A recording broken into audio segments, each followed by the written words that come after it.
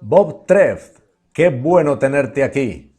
He estado leyendo tu revista El Anillo de la Libertad y creo que Dios te ha levantado para este tiempo.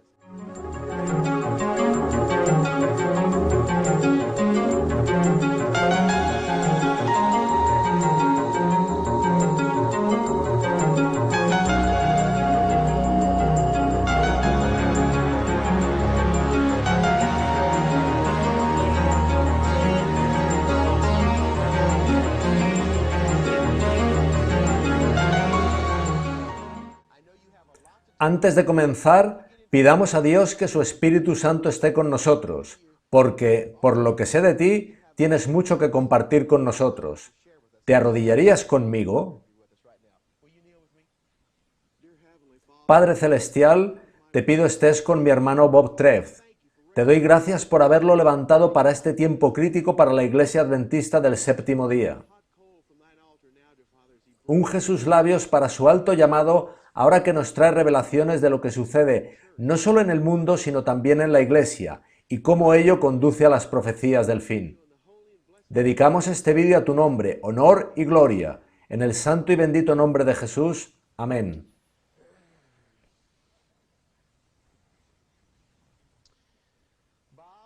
Bob, ahora cuando estaba de vacaciones, estuve leyendo este ejemplar que me enviaste de El Anillo de la Libertad.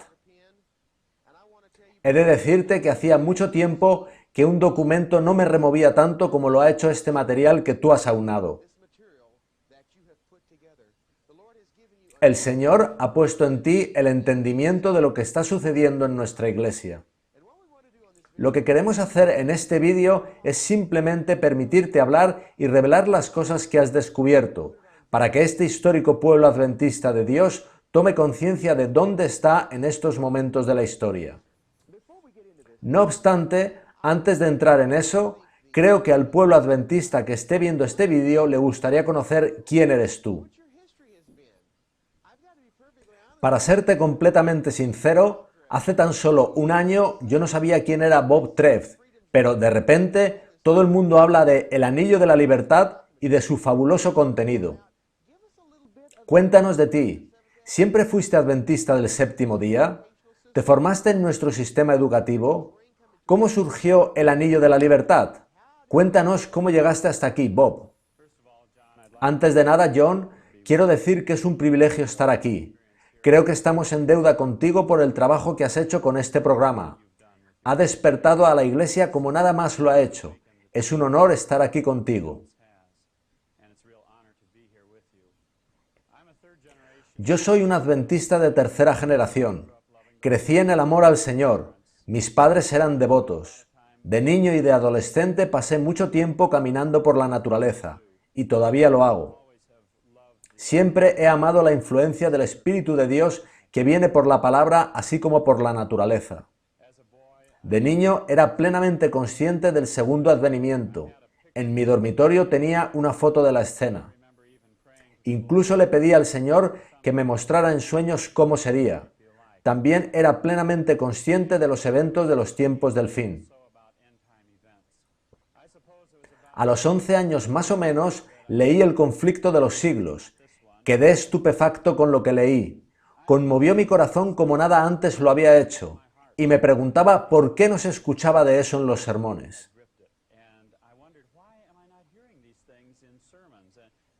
También me fascinaba la historia de la Reforma, de Lutero y de los valdenses.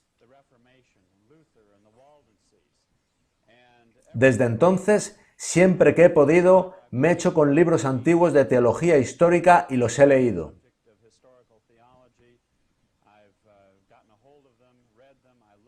Amo la historia de la Reforma escrita por Dogüiné. Ellen y James White la leían los sábados por la tarde, y mientras continuaba mi formación en el instituto y en la universidad, mi hambre por el Señor se acrecentaba más y más. Durante mi etapa universitaria, empleaba 3 y 4 horas diarias estudiando la Biblia y el espíritu de profecía. Tenía una moto Honda con la que subía a las montañas de Tennessee y del norte de Georgia para estar en comunión con el Señor entre ríos, lagos y cascadas.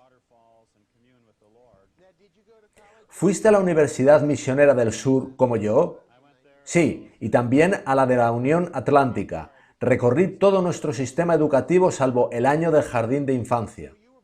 Así que naciste y creciste como adventista del séptimo día. ¿Puedo preguntarte tu edad, Bob? 42. 42, me ganas por 2 años, yo acabo de cumplir los 40, somos de la misma generación. Pero dime, Bob, ¿qué sucedió en tu etapa universitaria? Efectivamente, los dos somos de la misma generación y ambos hemos visto el giro radical de nuestro movimiento, y eso es algo que nos preocupa y que nos ha llevado a ambos a hacer lo que hacemos ahora. Pero tú me preguntabas qué fue lo que vi en la universidad que me preocupó y me condicionó. En la residencia puedes ir del primer dormitorio hasta el último y no perderte una sola palabra de la principal emisora de rock. Ah, ¿tú también te diste cuenta? Sí, la cosa era tan grave que un estudiante de 16 años, el hijo de un médico, vino un día a mí y me dijo: Bob, me estoy volviendo loco aquí con toda esta mundanalidad y música saliendo de cada dormitorio. Aquí no tengo paz. Yo le dije que tenía la solución. Cogeríamos mi moto y, con 1 hora en las montañas, nos sería suficiente. Fue entonces cuando leí en el Espíritu de Profecía que el amanecer y la puesta de sol son tiempos que tiene Dios para encontrarse con los jóvenes. Yo me subía en moto a las montañas para adorar a Dios cuando salía el sol y cuando se ponía. Era conmovedor. Aquellas escapadas eran experiencias únicas. Yo tenía 19 años y me gozaba en la libertad y en la comunión con Dios. Para mí, lo más grande del mundo es la comunión con el Creador.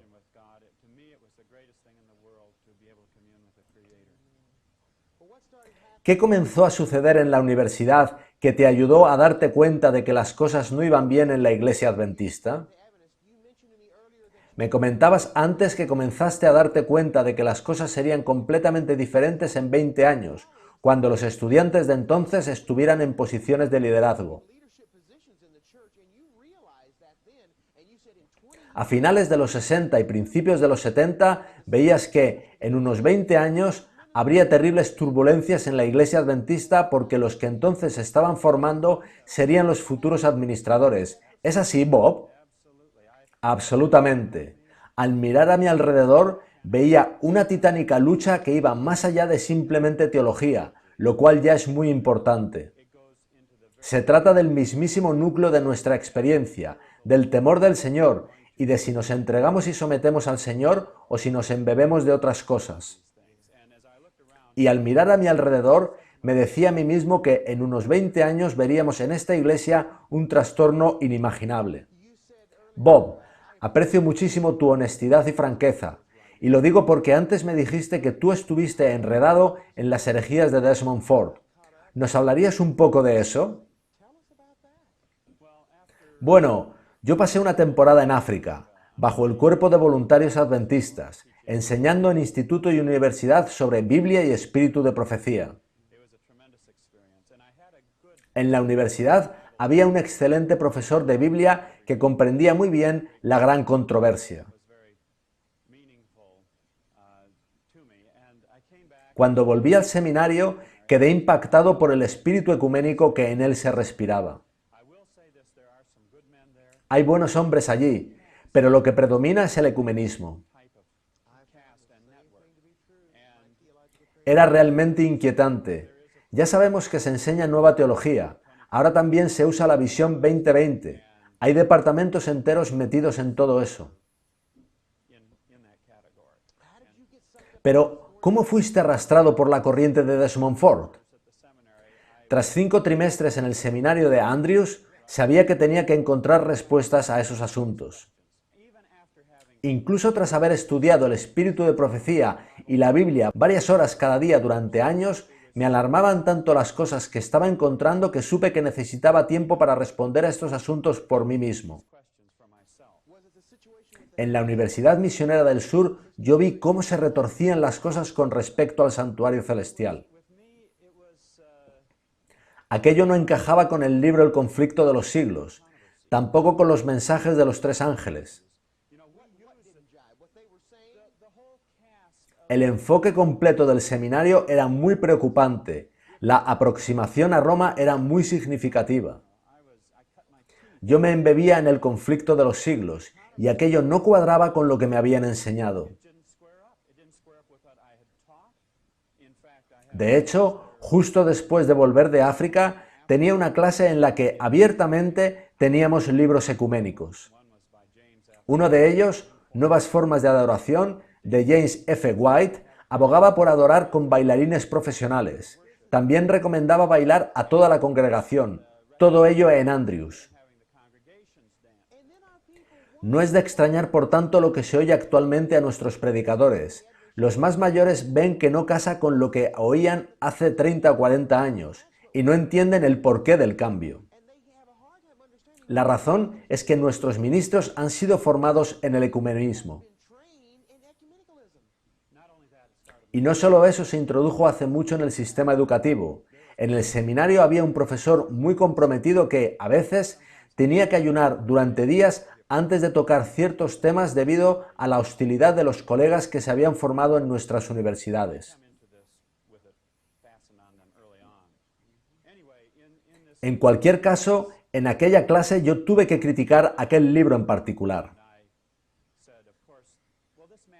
El autor incluso sugería que la era literaria ya había pasado, que era la hora del estandarte del amor y de la paz, y que ya estaba superada la época de estudiar la Biblia. Así que yo dije que el autor era ecuménico, que no podíamos aceptar el libro y que debíamos encontrar nuestros principios de adoración en la palabra de Dios y el espíritu de profecía. El profesor se puso furioso, entró en clase leyendo los análisis que habían hecho los alumnos. Cuando llegó al mío, exclamó: «Ecumenismo no es una palabra sucia». La indignación enrojeció su cara. Tomó extractos de mi papel y los retorció sacándolos de contexto. 2 semanas después me llamó a su despacho y me preguntó si yo era americano, a lo que le respondí que sí. También me preguntó si era adventista de toda la vida, a lo que también le respondí que sí. También si mis padres eran adventistas, a lo que también le respondí que sí. Eran preguntas de este tipo. Finalmente me dijo: «¿Le has dado duro a nuestro libro de texto?». Yo le respondí que sí. Y él me dijo: «Si el autor estuviera aquí delante, ¿no crees que deberíamos hablar con él?». Él se refería a diálogo ecuménico. Yo le respondí: «Con mucho gusto hablaría con él, pero su libro es abiertamente opuesto al mensaje del primer ángel». El profesor se quedó boquiabierto y yo me fui de su despacho. Este tipo de cosas son exactamente las que yo me encontraba en la Universidad del Sur. Entré en ella en 1970 y poco a poco me fui desilusionando. Cuando el Señor me llamó al ministerio y volví a la Universidad del Sur en 1979, lo que me encontré fue exactamente lo que tú has estado describiendo. Me encontré aislado y enfrentado a toda mi clase de teología y al mismísimo profesor defendiendo en 1844 el santuario celestial, la perfección de carácter y el espíritu de profecía, todas nuestras doctrinas fundamentales. Era increíble, y ahora veo que a ti te sucedió exactamente lo mismo en tu universidad. Yo me tomé un descanso, me fui a trabajar con mi padre, di estudios bíblicos y remodelamos una serie de casas para costear deudas pendientes por los viajes a África. Finalmente, la conferencia me ofreció un distrito, pero en aquel momento yo tenía que terminar mi doctorado en medicina y también mi máster en teología. Y cuando estaba comenzando mi tesis para el máster, empecé también como profesor en la universidad. Nunca había estado tan ocupado. Así que también diste clases en la universidad. Sí, prácticamente de todas las asignaturas, incluyendo las más inusuales, como arameo bíblico. ¿Cómo adquieres tu mentalidad actual? ¿Cómo sales de todo aquello que te encontraste en la universidad? A mí me preguntan habitualmente cómo sobreviví a nuestro sistema educativo, y es algo que ahora te pregunto yo a ti.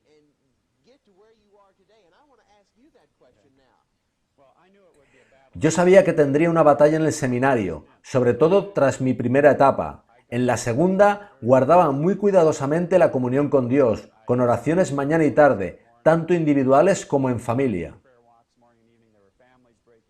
A nuestro alrededor había familias desintegrándose y compañeros vendiendo sus libros del espíritu de profecía y abandonando el ministerio, todo ese tipo de cosas. Yo dedicaba un tiempo cada día a dar respuesta a preguntas que me hacía como resultado de dudas surgidas en las clases. Y una de las clases era tan sutilmente satánica que tras casi cada clase tenía que estar 2 horas en comunión con el Señor para deshacerme del espíritu maligno que me acechaba.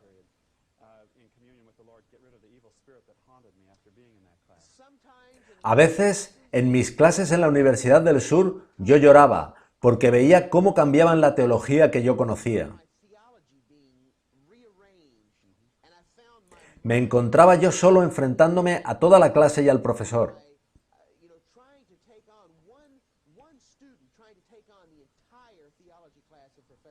Era impresionante, Bob. Llegó un momento en que ya no deseaba ir a clase, porque defender la teología adventista anterior me convirtió en un apestado. Pero ahora, al mirar hacia atrás, me doy cuenta de que el Señor me estaba preparando para este tiempo. Si no hubiera vivido el ataque que sufrí como estudiante, no podría resistir la persecución y desprecio que se hace ahora a mi ministerio independiente. Alabado sea el Señor.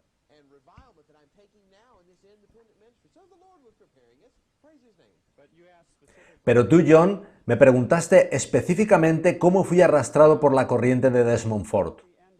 Justo antes de regresar al seminario para continuar mis estudios, nos hicimos con casetes de Desmond Ford, que acababa de venir de Australia a la Universidad de la Unión Pacífica. Él afirmaba que la justificación por la fe es el mensaje del tercer ángel en verdad, justamente lo que dice Ellen White. Él era una personalidad realmente cautivadora y de una apariencia muy humilde. Creo que escuché unos 8 sermones suyos mientras trabajaba remodelando casas. Y cuando volvimos al seminario, el movimiento de Desmond Ford estaba allí en pleno auge.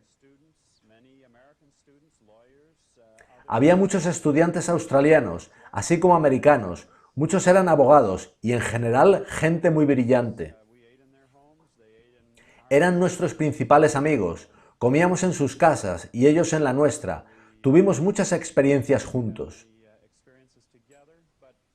Pero ese otoño recibí el cassette del debate que hubo en la universidad. En él, Desmond Ford comenzó a presentar cuál era su auténtica posición sobre el santuario. Y eso comenzó a mover cosas en mi cabeza. Entendí que algo había de erróneo en todo aquello. No casaba con el conflicto de los siglos ni con nuestra posición adventista histórica. Comencé a levantarme día tras día a las 3 de la mañana para pelearme con los textos en hebreo de Levítico 16 y Daniel 8, y con el texto en griego de Hebreos 8, 9 y 10. A la vez yo le pedí al Señor que me diera luz en el asunto. No me limité a investigar ese asunto en profundidad, sino que comencé a investigar un asunto tras otro de toda la teología de Desmond Ford. Primero su idea de la naturaleza del pecado en comparación a la de Ellen White y de las Escrituras. También la naturaleza de Cristo, obediencia, justificación, santificación, sábado, santuario y la interrelación entre todas ellas. Y llegué a la conclusión de que había 2 sistemas teológicos opuestos luchando a vida o muerte por la supremacía en nuestra Iglesia. Por aquel otoño yo estaba en el movimiento alineado con la teología de Desmond Ford. Yo era el tesorero y por Navidades me propusieron para presidente.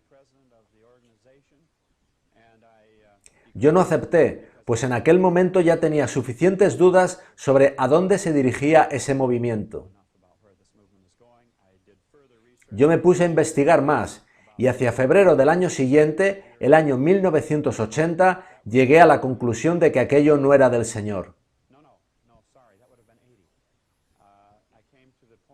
La justificación de la que hablaban era solo una justificación forense, en contraste con la que vemos, por ejemplo, en Mensajes Selectos, tomo 1, página 366.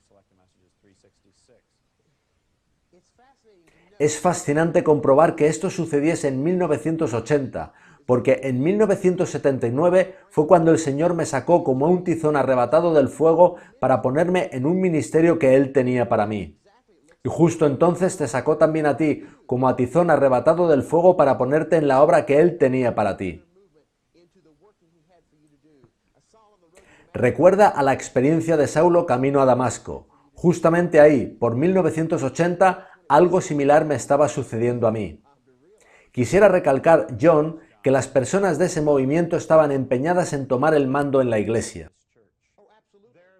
Su filosofía y su teología eran la que esta Iglesia iba a permanecer en años subsiguientes. El núcleo duro del campus estaba formado por personas afines al movimiento.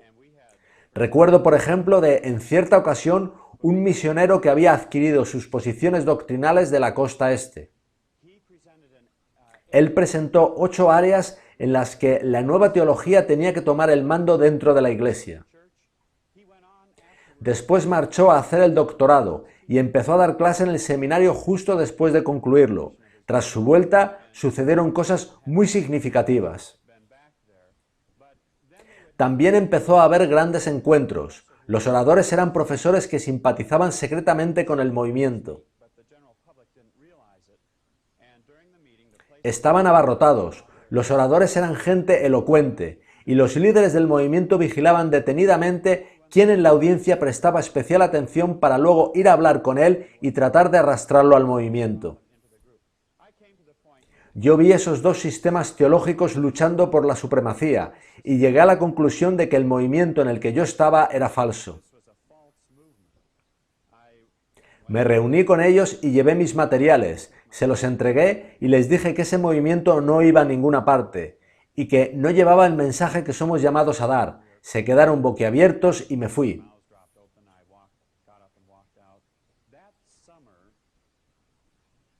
Ese verano tuvo lugar un importante evento en Glacier View. Vino gente de todo el mundo. Supuso un gran gasto.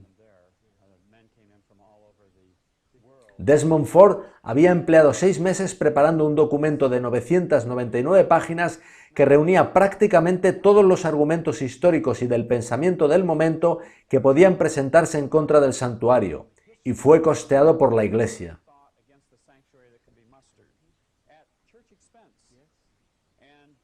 Finalmente, en 1981 su posición sobre el santuario fue condenada.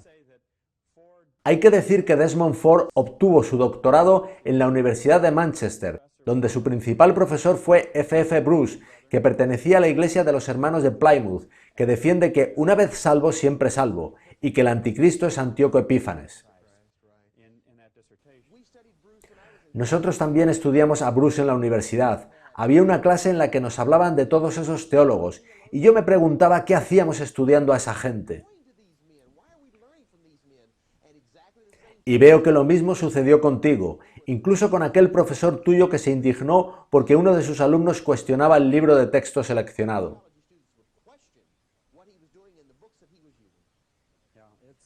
Sí, es asombroso. Bob, tengo 2 preguntas para ti. ¿Cómo fue que empezaste a publicar El Anillo de la Libertad? ¿Y qué son todos esos libros? Porque ahí hay 2 mesas con libros y libros. Quisiera preguntarte por tus hallazgos en tus investigaciones. ¿Puedes contarnos algo más de tu historia y sobre dónde estás en cuanto al Anillo de la Libertad? Pero quería también mostrar esos libros y saber qué importancia tienen para nosotros como adventistas del séptimo día. Por favor, cuéntanos cómo llegaste a estar publicando El Anillo de la Libertad. Yo siempre he amado la libertad religiosa. William Penn fue uno de mis antepasados. También tenemos antepasados hugonotes. Está en mi sangre. Así que siempre desde la universidad he estado interesado en el tema de la libertad religiosa. Comencé a estudiarlo y a entender que tenía que conocerlo, ahora en el fin de los tiempos. Tenía que dar razón de mi posición sobre el asunto. Sabía que no podía delegar esa investigación, así que empecé a comprar libros sobre la Constitución y a dar charlas y escribir sobre el asunto. Muchos me animaron a lanzar una publicación, así que finalmente empezó a publicarse El Anillo de la Libertad, para el que escribo y hago labores de investigación. Yo puedo asegurarte que fui muy edificado por esos números del Anillo de la Libertad que me enviaste justo antes de irme de vacaciones. Quisiera preguntarte cuál fue la primera vez que tomaste conciencia de nuestro viraje hacia el catolicismo. ¿Fue en la universidad? ¿Cuándo llegaste a darte cuenta del gran movimiento que estaba gestándose para llevar a la Iglesia Adventista hacia el movimiento ecuménico y a abrazar el catolicismo? Porque eso es básicamente lo que señalas aquí página tras página, y lo haces en tal profundidad que me pregunto cuánto hace que eres consciente de ello y cuánto hace que Dios le revela esto a tu mente.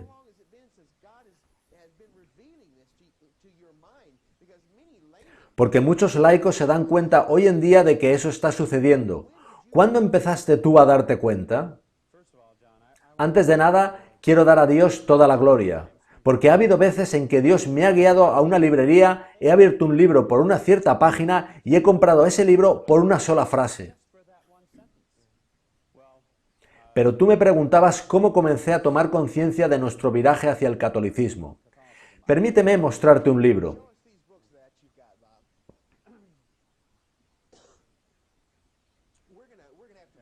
Que venga por favor una cámara para mostrar un primer plano de todos estos libros. Aquí hay cientos de dólares solo en libros, y es solo una parte.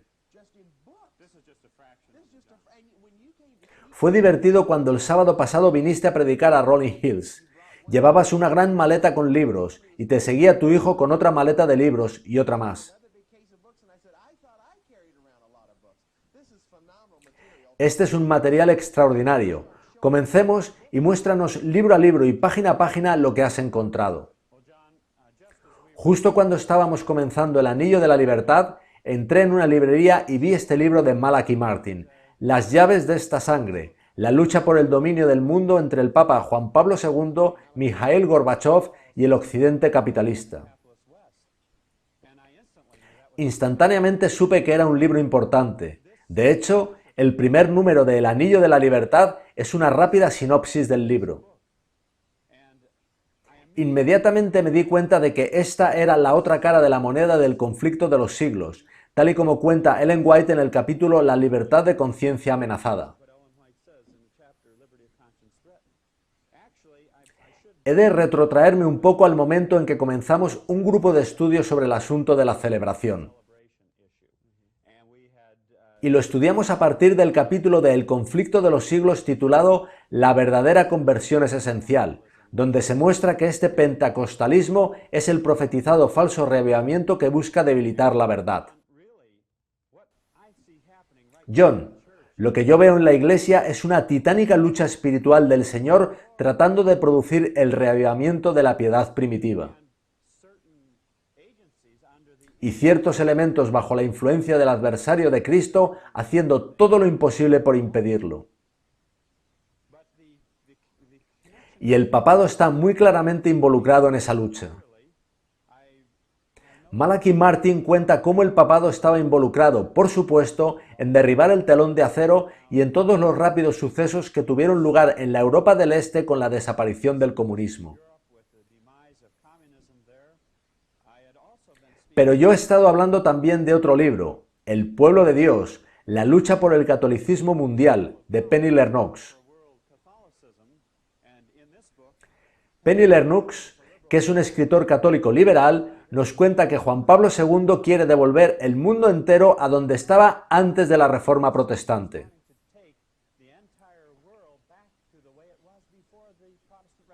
Se trata de un movimiento llamado reconstruccionismo, y es un movimiento que implica el integralismo, que pretende integrar toda la vida bajo el dominio del papado. Y en el libro de Malachi Martin descubrí algunos de los avances que se estaban haciendo en este sentido. En uno de los capítulos, Malachi Martin nos describe a Juan Pablo II contemplando el panorama mundial y clasificando a cada entidad ideológica a la que él quiere subyugar en su deseo de dominio global sobre cada individuo, cada nación, cada religión y sobre toda cosa del mundo.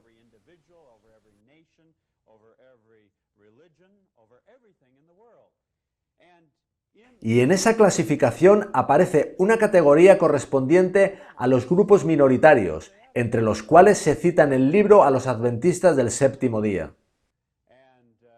Según Malachi Martin, la posición de Juan Pablo II con respecto a esos grupos minoritarios que no creen de acuerdo a la mayoría, entre los cuales recordemos se incluye y cita a los adventistas del séptimo día, es que tendrán que adaptarse al nuevo orden mundial o bien extinguirse.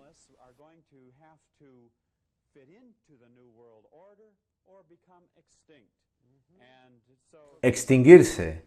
¿No te recuerda eso a Apocalipsis 13:15? Y se le permitió infundir aliento a la imagen de la bestia, para que la imagen hablase e hiciese matar a todo el que no la adorase. Él añade que los individuos pueden resistirse por un tiempo, pero llegará el momento donde deberán adaptarse.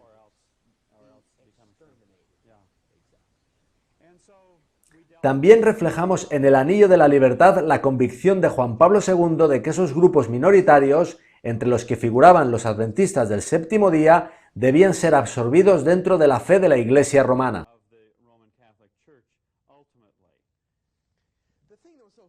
Es fascinante tu trabajo en el Anillo de la Libertad. Sería bueno que diésemos a nuestra audiencia el modo en que podrían hacerse con copias.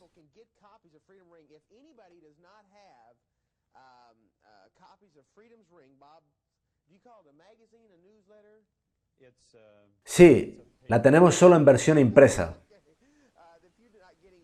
Pongamos la dirección en la pantalla para que la gente pueda escribiros, Bob. La publicación tiene 18 páginas y la dirección es apartado postal 200, Hermosa, Dakota del Sur, 57744. ¿Hay una tasa de suscripción? Nosotros establecimos un precio de $3 por cada número como contribución para poder funcionar. Y por $25 pueden adquirirse los volúmenes 1 y 2 completos. Si por $25 se puede adquirir esto que yo tengo aquí, es una gran compra. Desde el comienzo dejas claro que el concepto de celebración encaja perfectamente en el esquema católico de traer de vuelta a la Madre Iglesia a todas las iglesias protestantes que se salieron del redil. Explícanoslo, Bob.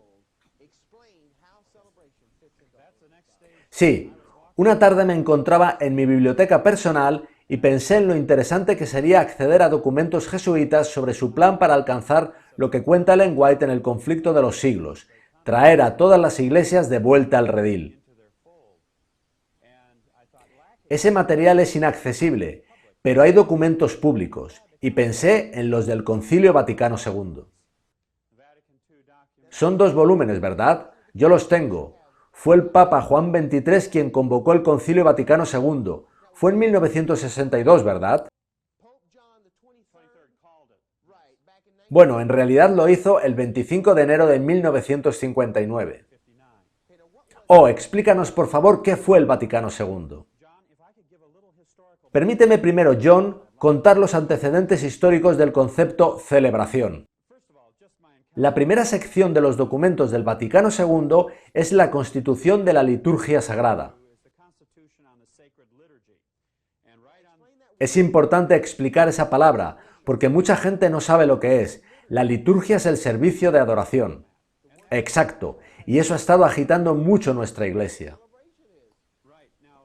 El texto dice así: el Consejo Sagrado ha dispuesto a impartir un creciente vigor a la vida cristiana del fiel, adaptar más a las necesidades de nuestro tiempo aquellas instituciones sujetas a cambio, fomentar todo lo que promueva unión entre todos los que creen en Cristo y fortalecer todo lo que pueda ayudar a llamar a toda la humanidad al redil de la Iglesia. Por consiguiente, ve razones particularmente convincentes para emprender la reforma y promoción de la liturgia. Este es el prefacio del Vaticano II, que está a punto de cambiar la adoración en las iglesias protestantes e incorporarla a la liturgia o servicio de adoración de la Iglesia romana. Sí, pues el objetivo es llamar a toda la humanidad al redil de la Iglesia y al pensamiento católico romano. Y para ello van a utilizar la estructura de la adoración. Sí, y ha de abarcar a toda la congregación. La página 46 llama a los pastores a introducirla gradualmente, explicando las razones a medida que se avanza. El término celebración aparece en prácticamente cada página de la Constitución de la Liturgia Sagrada. Hay una página en la que aparece 14 veces.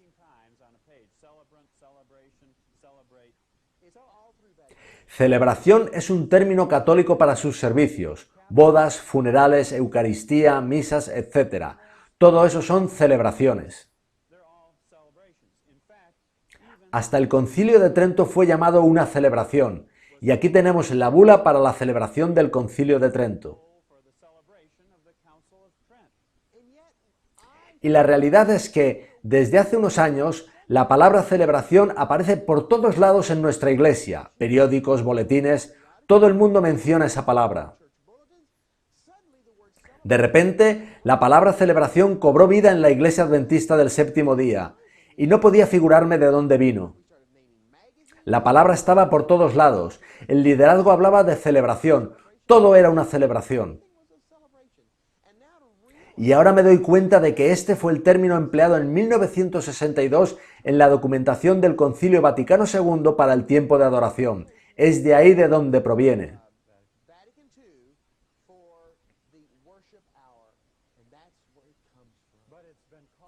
En el catolicismo romano, el término celebración es muy antiguo. Todos sus servicios son denominados celebraciones, como sucedió en el Concilio de Trento en el siglo XVI. Todas sus sesiones fueron llamadas celebraciones.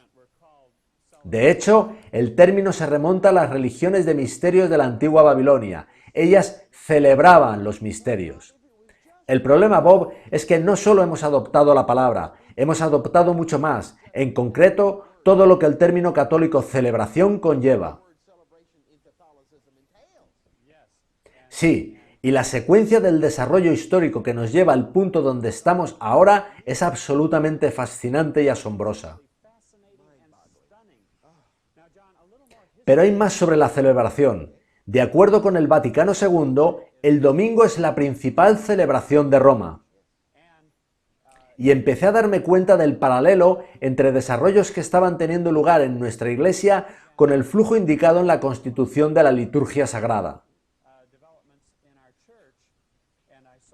Ellos indican que las celebraciones musicales habrían de ser las celebraciones más efectivas. La música popular tenía que ser introducida. Eso era completamente revolucionario hace 25 años, y hay adventistas que eran entonces católicos y cuentan cómo, justo tras el Vaticano II, se introdujeron las guitarras. Toda la música cambió. Pero hay algo que quisiera tratar más tarde en mayor detalle, y es a dónde conduce, en última instancia, el asunto de la celebración.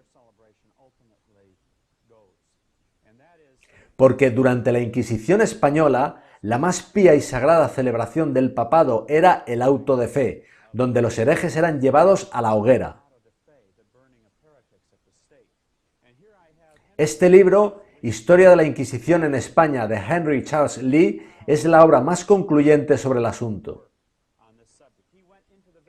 Henry Charles Lee accedió a los mismísimos archivos españoles y cuenta que la quema de herejes en la hoguera era celebrada. Ponían un coro cantando, asistían multitud de nobles e incluso el rey estaba presente.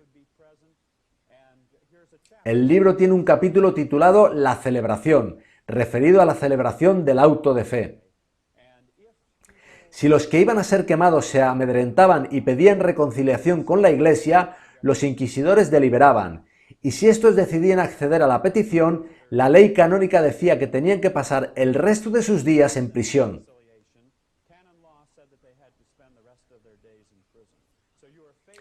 se era llevado ante la Inquisición solo con ser sospechoso de herejía. Leonard Levy, en su libro Orígenes de la Quinta Enmienda, ganador del premio Pulitzer en 1969, cuenta que de todas las personas que eran llevadas ante la Inquisición, no hay registro de persona alguna que resultara indemne. Quiere decir que una vez eras sospechoso, te esperaba la hoguera o la prisión si te retractabas. O sea, que había que estar completamente enfrentado a los herejes para librarte. Recuerda un poco a la Revolución Francesa, donde ibas a la guillotina solo con resultar sospechoso de ser simpatizante.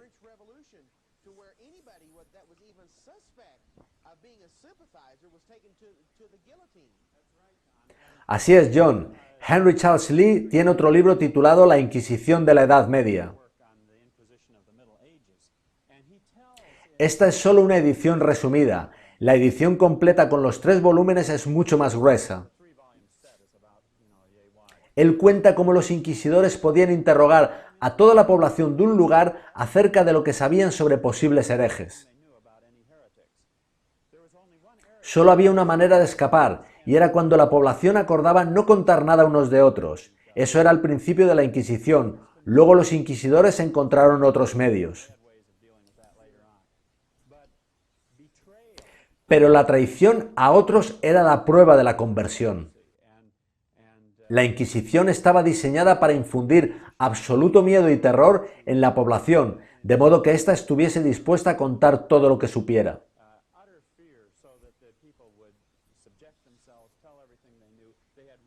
Ellos mantenían registros por toda Europa de todos los herejes y de sus genealogías. Pero Bob, eso fue hace cientos de años. No tiene nada que ver con la Iglesia Adventista y nuestra realidad actual, ¿no? Bueno, ¿qué nos dice el conflicto de los siglos en su capítulo La libertad de conciencia amenazada? Eso vuelve. Y el Papa tiene absolutamente claro que es ahí a donde quiere llevarnos. La Inquisición era el intento de imponer uniformidad y unidad en la Iglesia. Y en nombre de la unidad quemaban, encarcelaban o torturaban a gente. Así que la persecución que vemos hoy dentro del adventismo es minúscula en comparación a la que vamos a ver. Esto es solo el comienzo. En el pasado no comenzó con la Inquisición realizando estos horrendos crímenes contra la humanidad. Comenzó sutilmente, como lo hace sutilmente ahora en la Iglesia Adventista del Séptimo Día.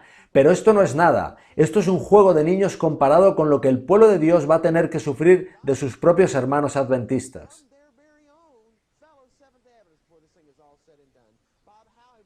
¿Cómo dejamos que Roma juegue así con nosotros? ¿Por qué acudimos a su llamado? ¿Cómo ha llegado nuestro liderazgo a esta situación?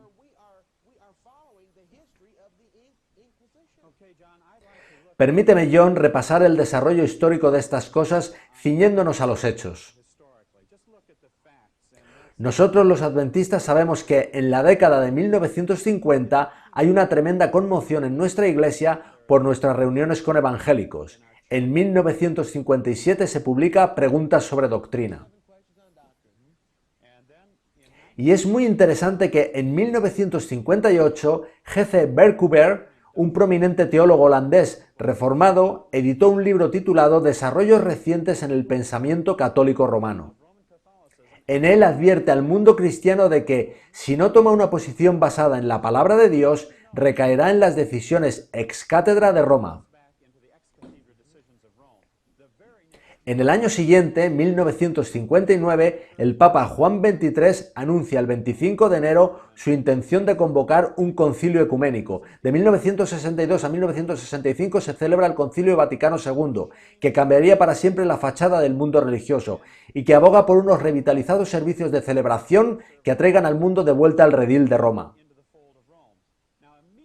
Ahora, justo después de ese concilio, en 1966, comienza a prorrumpir el movimiento católico carismático. Todo esto está documentado en este libro de Edward D. O'Connor, El movimiento pentecostal, el estudio definitivo de un renacimiento espiritual dinámico desde la posición de la teología católica y su importancia en la vida católica. O sea, católicos mirando al pentecostalismo. Me gustaría ver eso. La verdad, John, es que hay mucho más material sobre esto. Católicos mirando al pentecostalismo por cómo encaja este con la estrategia católica de unificar todas las iglesias. Planifican usar el hablar en lenguas y el movimiento carismático. Todo eso es consistente con el mensaje de amor y unidad que tanto escuchamos hoy en día en nuestra iglesia. Es el sentimentalismo enfermizo del que habla Ellen White. Hemos sido inundados por todas partes con este eslogan de amor y unidad que proviene directamente del Vaticano II. Es fantástico poder leer tu material. Describe lo que está sucediendo en nuestra iglesia. Proviene del Vaticano II en 1962, pero lo estamos viendo ahora. Exactamente. Si no caminamos ceñidos al Señor, seremos barridos por todo esto. En el fin del tiempo hay solo dos posiciones, la de los mensajes de los tres ángeles y Babilonia. Sarah Diamond, una socióloga, en su libro Guerra espiritual, la política de la derecha cristiana, nos documenta los contactos a alto nivel entre el movimiento carismático católico de 1 millón de miembros y el movimiento carismático protestante.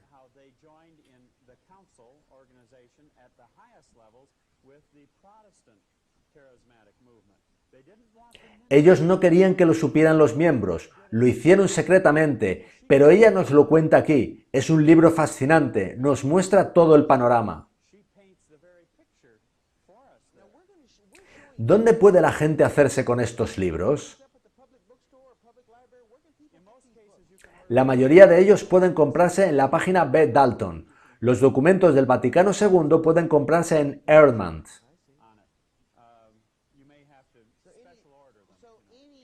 Veo que aquí se habla de cómo ellos consideran que deben educar al ministerio en la celebración. Es justo eso lo que estamos viendo en nuestra iglesia.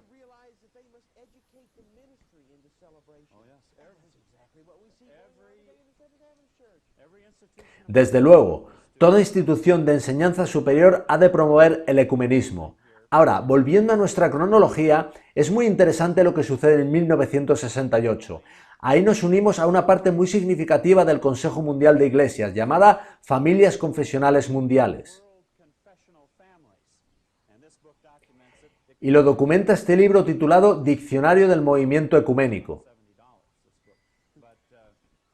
Así que en 1968 nos unimos a las Familias Confesionales Mundiales, que es una parte muy significativa del Consejo Mundial de Iglesias. Es tan significativa que los jesuitas de más alto rango, cuando van a escribir un libro basado en decisiones tomadas por el Consejo Mundial de Iglesias, consultan con las familias confesionales mundiales, ahora llamadas comuniones del mundo cristiano. ¿Por qué?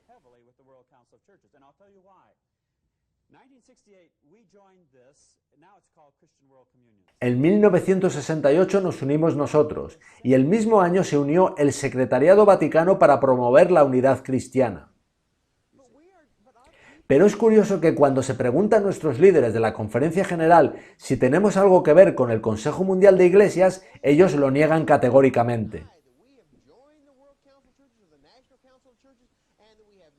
Aseguran que participamos a nivel consultivo pero que no somos miembros. Alegan que son invenciones de esos ministerios independientes que hacen una montaña de un grano de arena. Sin embargo, tú nos dices lo contrario.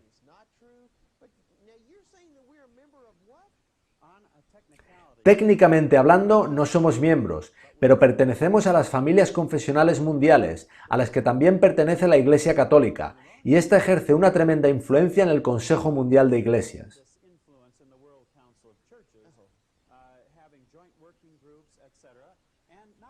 Y no solo eso, sino que también estamos en la Comisión Fe y Orden, que es la comisión más importante en el Consejo Mundial de Iglesias.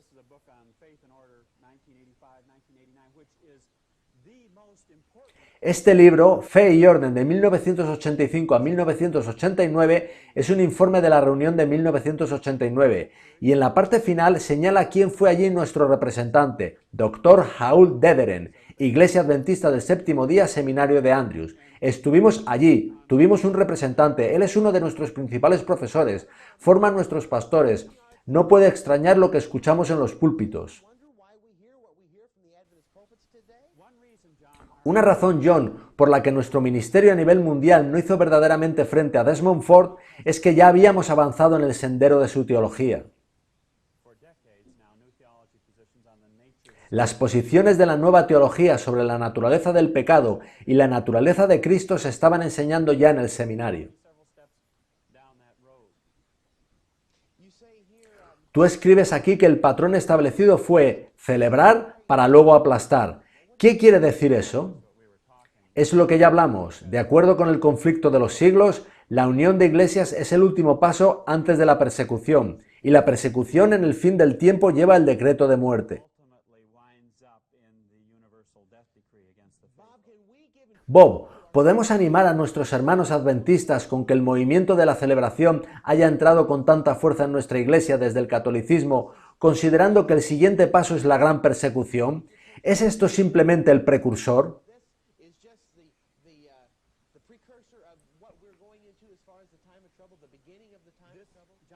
John, esa posición no es solo mía.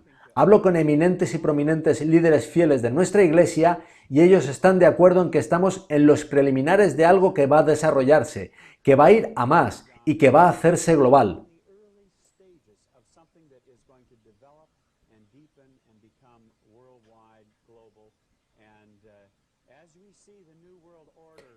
Vemos cómo va desarrollándose el nuevo orden mundial, con todos esos cambios a nivel nacional e internacional.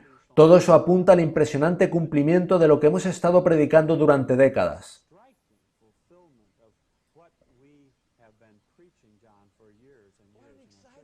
¡Qué tiempo tan apasionante el que vivimos! ¿Qué relación tiene la celebración con los mensajes de los tres ángeles? Para el catolicismo romano y para el Consejo Mundial de Iglesias, celebración es el término clave que usan para los cambios que quieren acometer a nivel litúrgico, así como su término clave para los sindicatos es solidaridad. Ha sido así tanto aquí en América como en Polonia.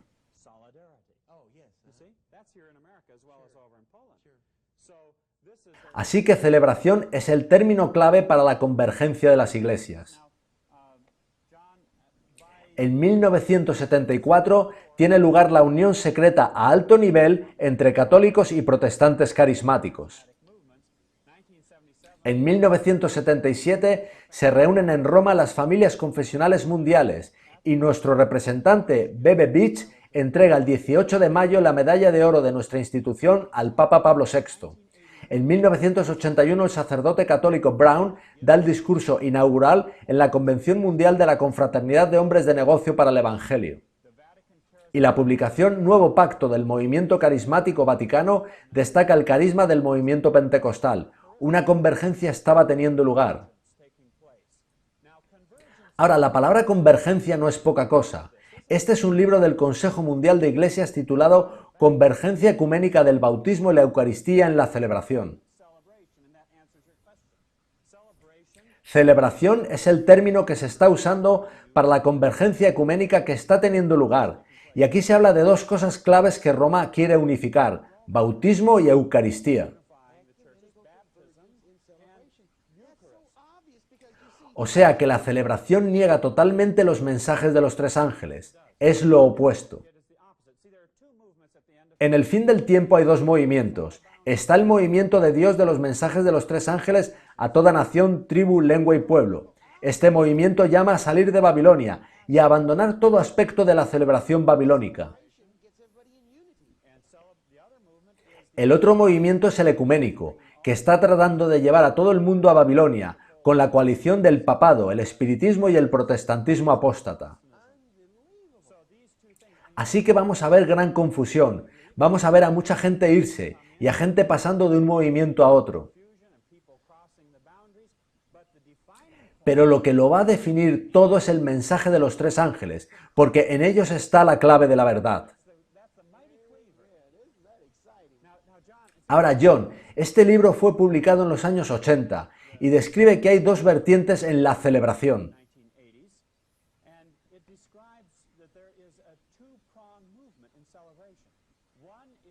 Una es cambiar las liturgias. Al irse juntando las iglesias teológica y ecuménicamente, la liturgia expresa esa convergencia que está teniendo lugar en el pensamiento de las iglesias. Así que esa primera vertiente es la convergencia litúrgica, tendiendo a adoptar el mismo estilo de adoración.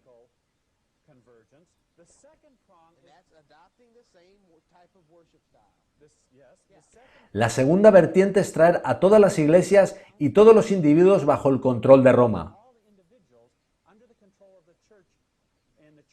Y la iglesia regulará toda la vida humana, de acuerdo con los tiempos. Suena a Daniel 7:25, ¿verdad? Algo de eso ya estamos viendo. Esto es en gran perspectiva lo que Roma quiere hacer. Ahora, es interesante que en los documentos del Vaticano II, parte de la estrategia es aunar a todas las iglesias en torno a la Eucaristía, acercar más y más a las iglesias protestantes a la Eucaristía. ¿Podrías aclararnos qué es exactamente la Eucaristía? La Eucaristía es el sacramento católico mediante el cual el sacerdote dice transustanciar la hostia en el cuerpo de Cristo. La hostia pasa a ser algo a ser adorado. John, hubo miles de personas que perdieron sus vidas por hablar en contra de esta idolatría. Eran condenados a muerte por una sola palabra en contra. También si no se arrodillaban ante el Corpus Christi pasando en procesión. Hay mucho involucrado en todo esto.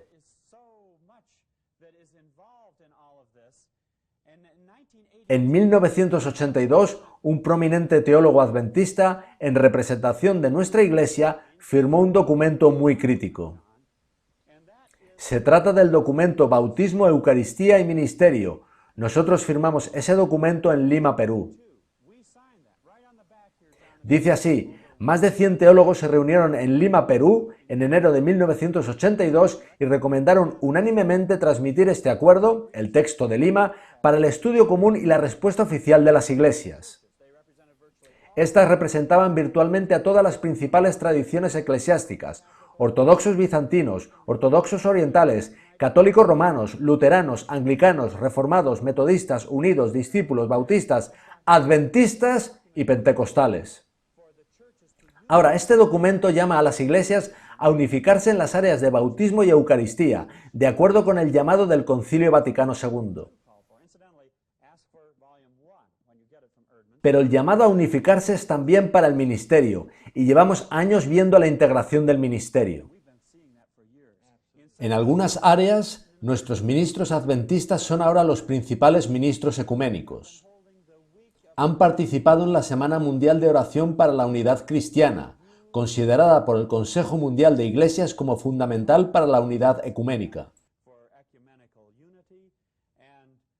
Y oímos de informes de las costas este y oeste y de Australia y Nueva Zelanda de ministros llamando Eucaristía a la Cena del Señor. Llaman a la gente al frente a recibir el pan, al estilo católico romano. En 1985, la Conferencia de Florida envió un pastor a la iglesia de Bonita Springs que yo había pastoreado.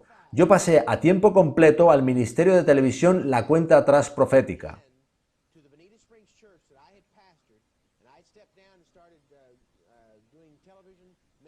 Pues bien, yo quedé asustado cuando ese pastor adventista enviado por la conferencia para tomar mi posición y, por cierto, también para expulsarme de la iglesia, comenzó a usar el término Eucaristía para referirse a la Cena del Señor.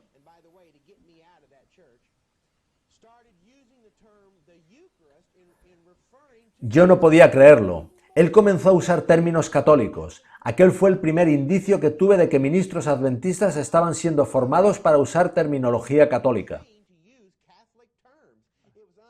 En el Anillo de la Libertad no solo explicas cómo celebración es la palabra clave vaticana para el nuevo estilo de servicios eclesiásticos. Muestras también la importancia que juega la lectura de los salmos en el movimiento de la celebración.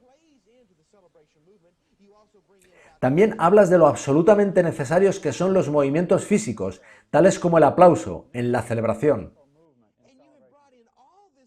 Bob, Tú has investigado en todas estas fuentes católicas para ver cómo todo esto emanó del Vaticano II para la celebración, el jardín de oración, el aplauso, la lectura de los salmos, las palabras en la pantalla y, por supuesto, está también la música. Todo esto ha sido planificado. Nosotros, como adventistas del séptimo día, hemos investigado sobre la adoración en domingo durante años, pero ahora caemos en estas cosas. Estas cosas no suceden por casualidad, han estado fraguándose lenta y sutilmente durante años. Por medio de la Iglesia Católica, Satanás introdujo la adoración dominical en la Iglesia cristiana, y lo mismo está sucediendo con la celebración. Se ha introducido en las iglesias protestantes y en la Iglesia Adventista del séptimo día. El proceso es mucho más rápido, pero es exactamente igual. Es increíble, y todo está documentado en estas fuentes católicas que tú nos aportas. Sigamos con la cronología. En los años 80, todo el proceso se acelera. En 1985 hay una oleada permanente de literatura puesta en manos de carismáticos y haciendo un continuo llamado a la unidad. El cardenal jesuita Agustín B. ya había informado favorablemente sobre la fresca infusión de energía del pentecostalismo en el esfuerzo vaticano por alcanzar la unidad. Este otro libro se titula Confesiones en Diálogo y habla de las conversaciones bilaterales entre las familias confesionales mundiales, organización a la que pertenecemos. Este libro describe algo muy significativo e interesante, y es como en 1972 se mantuvieron reuniones entre la Iglesia Católica y la Iglesia Pentecostal. El diálogo fue bajo el auspicio del Secretariado Vaticano para promover la unidad cristiana y tuvo sus comienzos en 1969 y 1970. Ahora, el Vaticano entró en las familias confesionales mundiales en 1968, el mismo año que nosotros, y en 1969 estaban hablando con los pentecostales. ¿Estás diciendo o insinuando que está habiendo algún tipo de unión entre la Iglesia Católica y la Iglesia Pentecostal para utilizar el movimiento carismático pentecostal de habla en lenguas para unificar las iglesias a nivel mundial?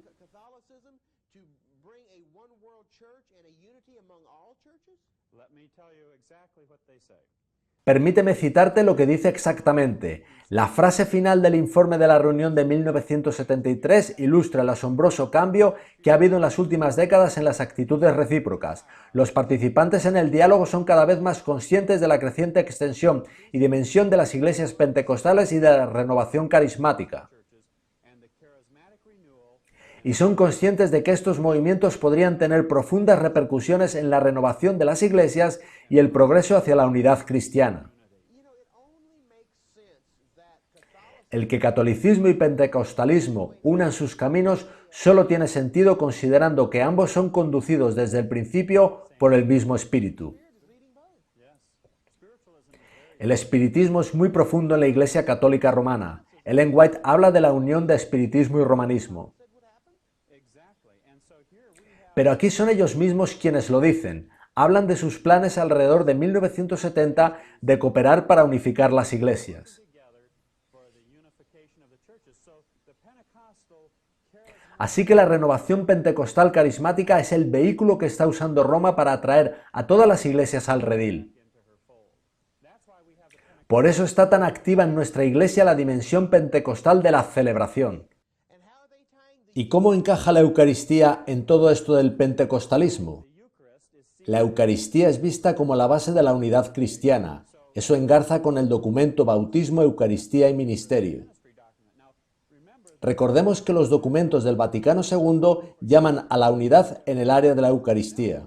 El Consejo Mundial de Iglesias retoma esto y, llamando a la unidad en la Eucaristía, publica este documento, el más significativo en todos los años de la Comisión para la Fe y el Orden, como nosotros mismos así lo hemos dicho en nuestra respuesta al documento. Y los jesuitas enseguida se pusieron a ello.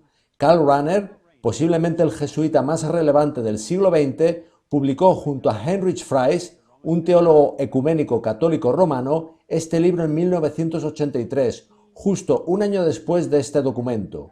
Un año después, ellos aparecen con su estrategia para la unificación de las iglesias. Explica, por favor, qué son los jesuitas.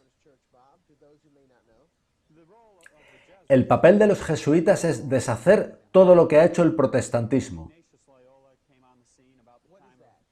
Ignacio de Loyola fue el fundador de los jesuitas y los fundó en el mismo siglo en que Lutero estaba promoviendo la Reforma. La Contrarreforma fue encabezada por la Orden Jesuita.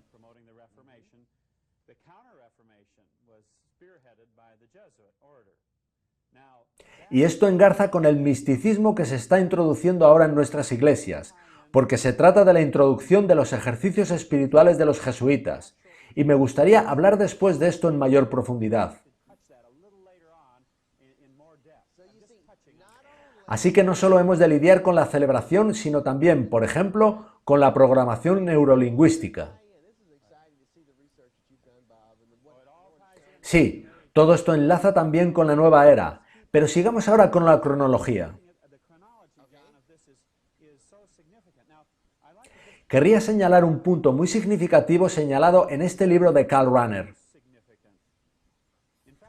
De hecho, di con él al hojear en una librería este otro libro, Promoviendo la Unidad, temas del diálogo luterano-católico, porque en la página 58 se cita una discusión del libro Unidad de las Iglesias de Karl Rahner y de Heinrich Fries, en la que se cuenta su estrategia general.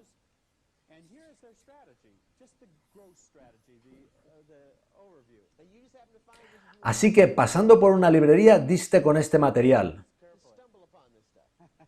Así es, sus autores, George Anderson y James Crumley, cuentan esto. En contraste con esto, la atención de Rahner y Fries se enfoca en lo jerárquico, jurídico e institucional. Así que ellos están pensando en traer unificación en las iglesias utilizando los patrones jerárquicos y jurídicos y la dimensión institucional de estas. La cita sigue diciendo: se considera que la unificación debe avanzar de arriba para abajo, de los niveles más altos a los más bajos. Quizás la indicación más vívida de esto es cuando ellos argumentan que los protestantes, en su conjunto, son tan pasivos dentro de su membresía como los católicos y por tanto es de esperar que sigan a sus líderes en la unión con Roma. Tras leer esta cita supe que tenía que comprar el libro de Rahner. Vamos a ver qué más dice él sobre este mismo asunto. Él habla de si los líderes de las iglesias tendrán suficiente autoridad para atraer a sus miembros a la unión con Roma. Él dedica varias páginas a esto porque sabe que existe la posibilidad de que queden unos cuantos en las iglesias con suficiente protestantismo vital para levantarse y oponerse a unirse con Roma. Y la solución que él propone es la siguiente. Sin embargo, incluso reconociendo una diferencia significativa entre la vida parroquial de las congregaciones católicas y protestantes, con respecto al liderazgo eclesiástico, la congregación promedio en las iglesias protestantes practica, de hecho, usualmente el tipo de obediencia a sus líderes que es habitual en la iglesia católica. Hago un paréntesis para hablar de cómo funciona la estrategia jesuita. A ellos les gusta infiltrarse, les gusta cambiar el pensamiento, la filosofía, las actitudes y la ideología. Ellos se toman mucho tiempo en hacer su preparación. Y cuando consideran que la estructura en la que trabajan ha sido atraída al panal, golpean, y golpean con velocidad vertiginosa. Así sucedió en la Europa del Este. De hecho, a principios de los años 80, Malachi Martin dijo que la mayoría de los obispos ortodoxos del Este y los ortodoxos rusos estaban preparados para aceptar la primacía del Papa. Y cuando su infiltración había avanzado suficientemente, golpearon, y todas esas naciones cayeron a sus pies. Volviendo al libro, lo que dice a continuación es muy interesante. Ellos quieren que la congregación tenga hacia el liderazgo la misma actitud que el católico romano. Leo lo que comenta a este respecto. Por tanto, uno no debería sobreestimar el peligro de una rebelión en las bases contra las decisiones de sus líderes eclesiásticos en cuanto a la unificación.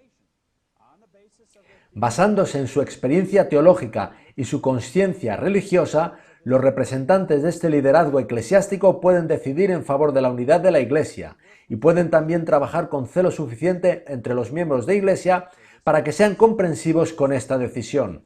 Así que, si comienza una rebelión de las bases, el liderazgo eclesiástico simplemente tiene que ser un poco más celoso y usar su experiencia que la persona promedio no tiene para llevarlos al redil paso a paso.